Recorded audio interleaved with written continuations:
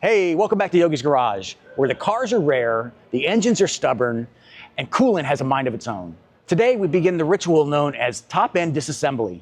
So we need to start unbolting everything that's ever been torqued, Loctited, JB welded, or Kerstadt in German.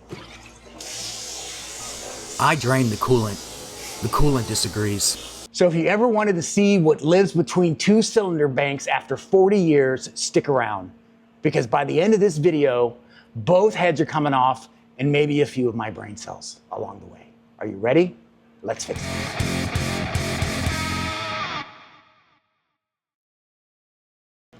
All right, we're back on the 928 and I'm still taking things off. It's hard to see things when it's all caked up like this, but there are a few things that I need to do, like this brace here, it seems needs to come off. I may have to mess with the steering a little bit to get it out of the way so I can get to the motor mount. So I'm not entirely sure about that, and I'm getting dripped on by power steering fluid. So I gotta take care of that too. Yeah, so a lot more things to do, but I feel like I'm getting closer to pulling this engine. There's not much left over here. I've already disconnected the prop shaft from the clutch, so we're good there. So just a few more things and then we can pull this engine out. All right, let's get to work. All right, so here we are under the car. I'm getting the rest of the stuff disconnected here. I looked over a couple of YouTube videos from other folks that have already taken this engine out. There's really no reason for me to recreate the wheel here. And what I discovered is that I don't even need to mess with the steering rack, but I do need to get the sway bar out of the way. That's a pretty common thing that most people get out of the way. But I don't need to touch the steering rack or any of that black frame because that's just really sitting on there. What you will see me disconnecting are the 4 bolts that are holding the engine mount onto the frame. Now, of course, there are bell housing bolts that I'll need to take off, and I ended up finding out that I do need to disconnect the flywheel from the clutch. So I took care of that as well, which is why when we switch to the top view, you'll see that the timing has been realigned, and I needed to do that so that I could crank the engine over without messing with the valves. So I got a few more bell housing bolts to take care of up here, and then from there I can just take the engine hoist, get it set up, and use these ratchet straps to pull this baby out. I also want to point out these hood bibs that I'm using on this car. I absolutely swear by these. If you're interested in knowing where I got them on Amazon, and feel free to check out my affiliates link in the description below and you can get your hands on a couple of these. You can see how dirty they are, and it also protects the paint from any type of scratches or dents from the tools. This is the second engine that I've pulled out in the last month using these ratchet straps. I'm not much for a ratchet strap fan, but if that's all you got, that's all you got. And these are rated at 400 pounds each and they're brand new. You gotta do what you gotta do when you're in a pinch. Special thanks for the assist from the crew from the Shop Club Houston. That's Zayden and of course Marshall from Garage Time TV. If you haven't checked out his channel, be sure to check it out. I'll put a link down below. And here we go. Pulling this engine out is a cinch when you use the 2-post lift and the cherry picker in tandem. This makes my life so much easier compared to back in the day, if you recall, where I had to pull engines in my garage, and it took a lot more effort than what it's taken to get this thing out, especially when you can push the car out of the way at the last moment.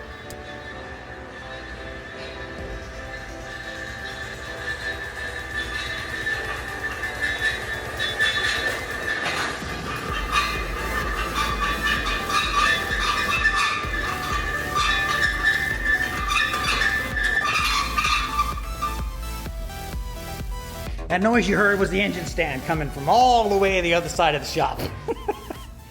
All right, now that this phase is done, I got to get this engine on an engine stand. Obviously, you just can't just be floating in the air.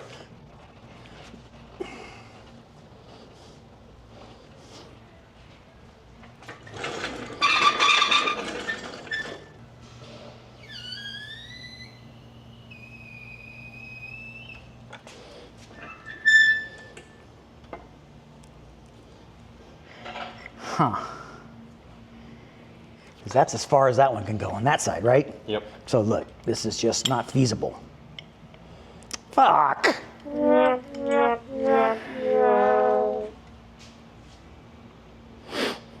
So much for the engine stand.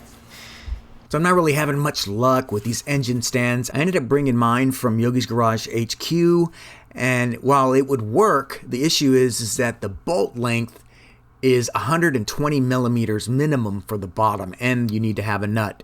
So that's not something that you can pick up at an Ace Hardware, and I didn't feel like driving across town to find a place. All right, I don't have long enough hardware to get this thing on a stand, but I'm not gonna wait, do what I need to do. One of the main reasons why I had to take this engine out is because this bolt in here is rounded out. So I needed this one's right up against the strut tower as you saw in the earlier videos, so I can't get anything there to hammer it in and hold it.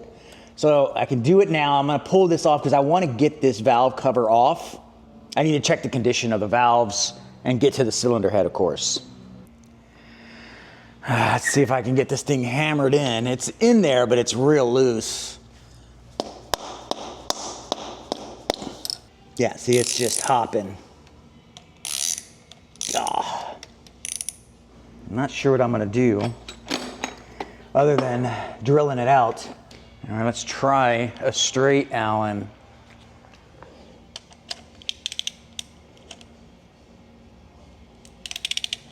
Come on, baby.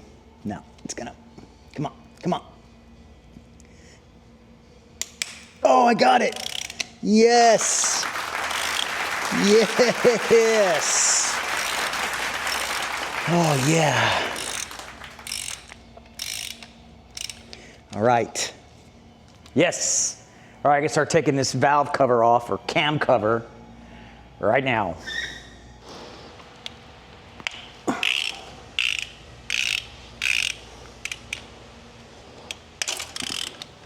now what I'd be able to do is just zip these off. And they can just stay in there, I'm guessing, because they're really short. Ooh, that one's not loose. There we go.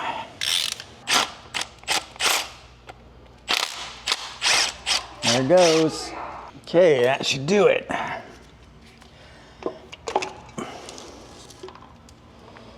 Wow. Yeah, I'm pretty sure that's where the majority of the leaking was coming from, was a leaking valve cam cover. Because it goes all the way down.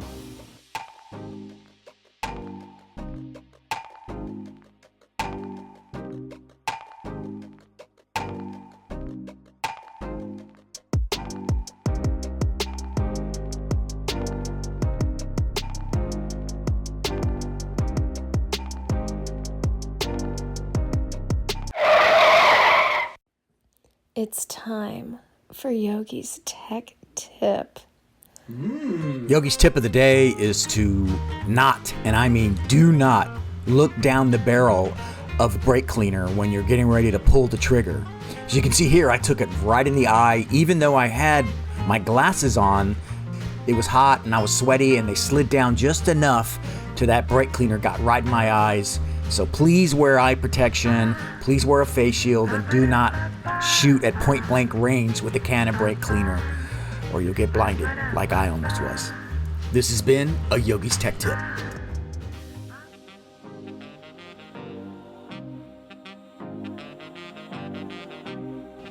All right, so here is the other side, and it's just as bad. In fact, maybe worse.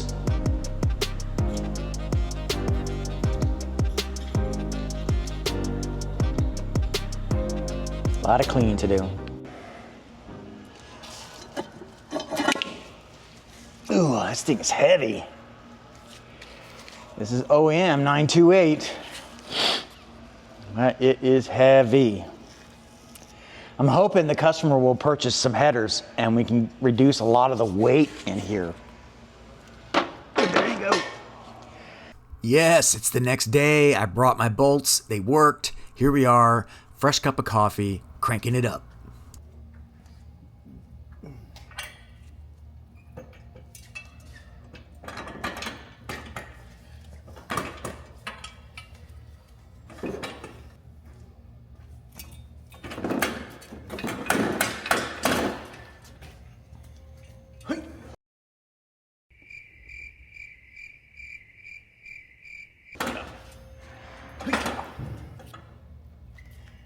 Right there.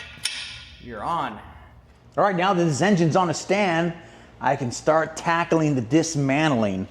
I want to take off the cylinder heads first and foremost, and then more than likely, per the customer's approval, we'll take care of the fuel system, get this all cleaned up, take care of some of the hoses, and of course the rear main seal and the front main seal both need to be addressed. There's a whole lot of oil coming out of this area.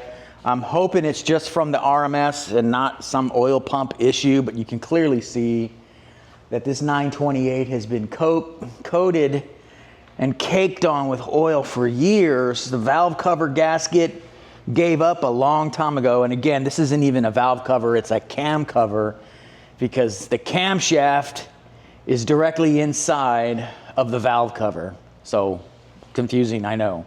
All right, and we'll take these off in a pattern, right? You want to start from the middle and work your way out. You don't want to warp this thing any more than it may be. But again, looking at this thing, once we get the heads off, we'll be able to clean up this engine block back to original. Looking forward to it, man. All right, here we are. My favorite place to be is to be directly in front of an engine, tearing it down, diagnosing what the issues are. So in this particular case, we know that the issues that I described in the initial videos is that this cylinder head had blow-by on valves on pistons 3 and 4. And there was blow-by between these two right here. Yeah, because this is 3 and 4. So right here is the blow-by. Now there's no coolant in the engine, so that kind of makes me worried that I may not be diagnosing this correctly, but I don't believe that I am. When I did a leak down test, blew right through into the other side. And there's no compression on either one of these cylinders. We're going to start with this one.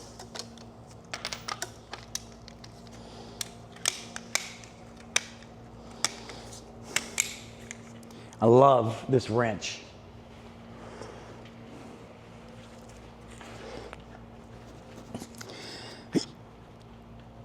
There we go.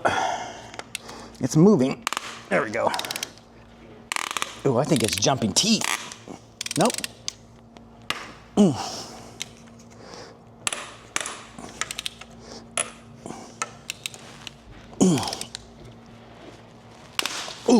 that was right on my elbow. Ow. You know how that goes.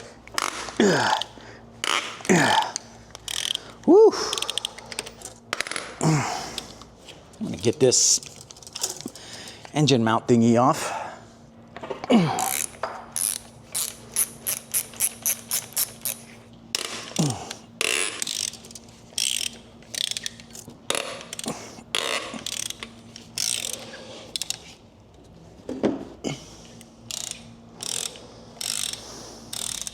Now keep in mind, you're gonna see oil, first of all.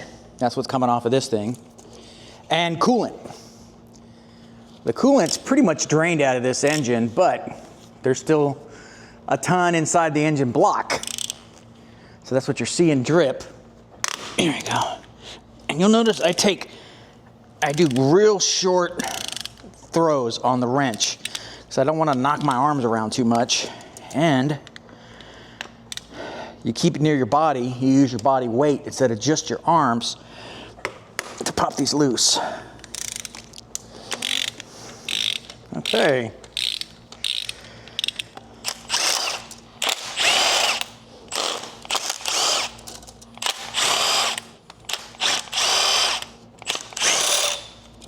It's crazy how, phew, that stinks.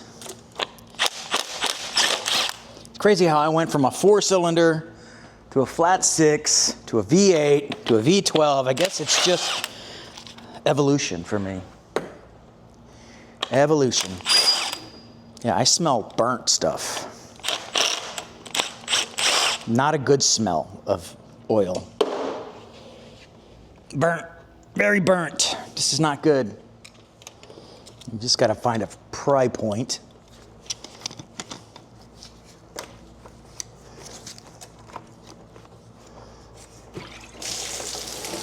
There we go, like I said.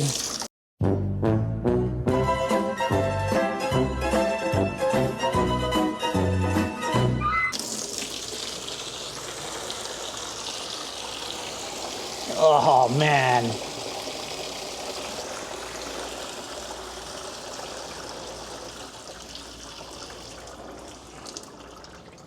That's a lot of coolant, and it's the wrong color, too.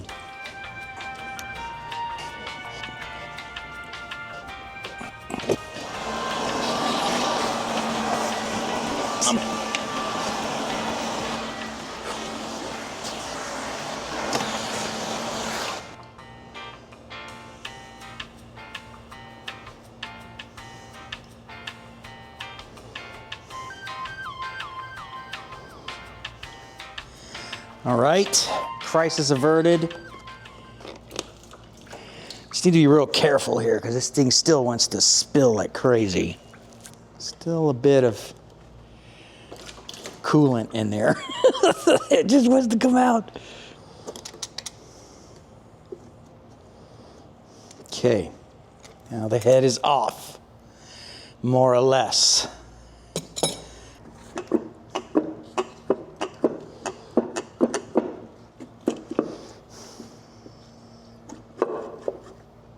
Come on, baby. What is holding you? There's something holding it right here. Oh, I think it's the stud. Come on, baby.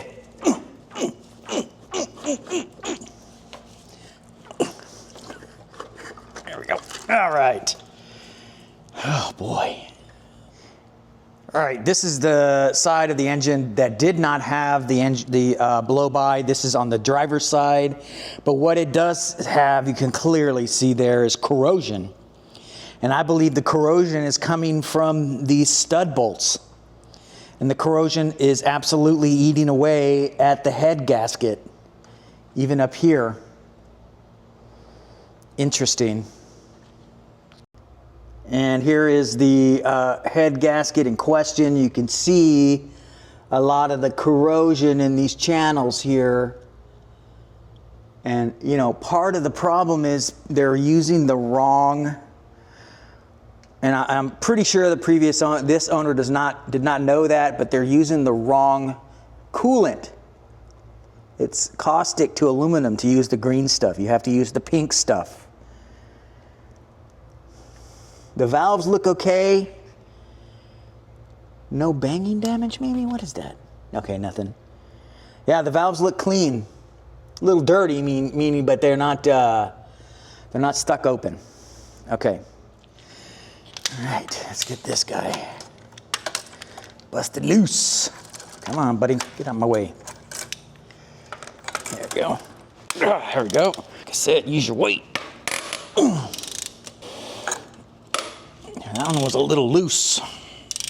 I think I mentioned back in 1983, this car was producing a little over 300 horsepower.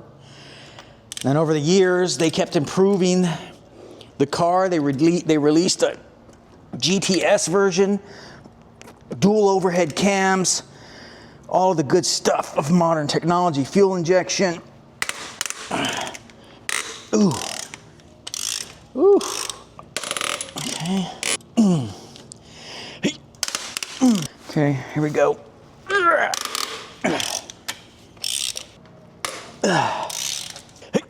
we go. So I think I've learned my lesson from the last time to not stand directly underneath the cylinder head when it pops. So let me just get this guy ready to collect. There's a little shield right here that's going to cause it to go straight down. All right.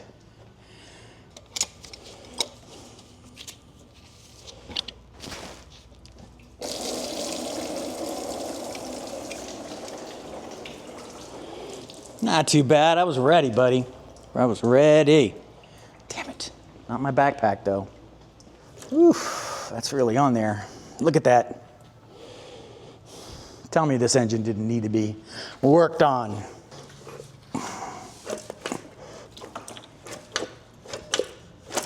There we go.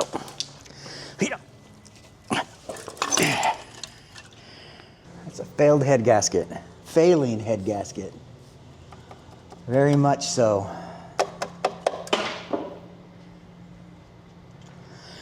Okay, I go clean my hands. All right, so unfortunately there's no smoking gun, but there certainly is evidence of a failing head gasket. This is certainly going to be a problem here. The sealing surfaces are basically failing.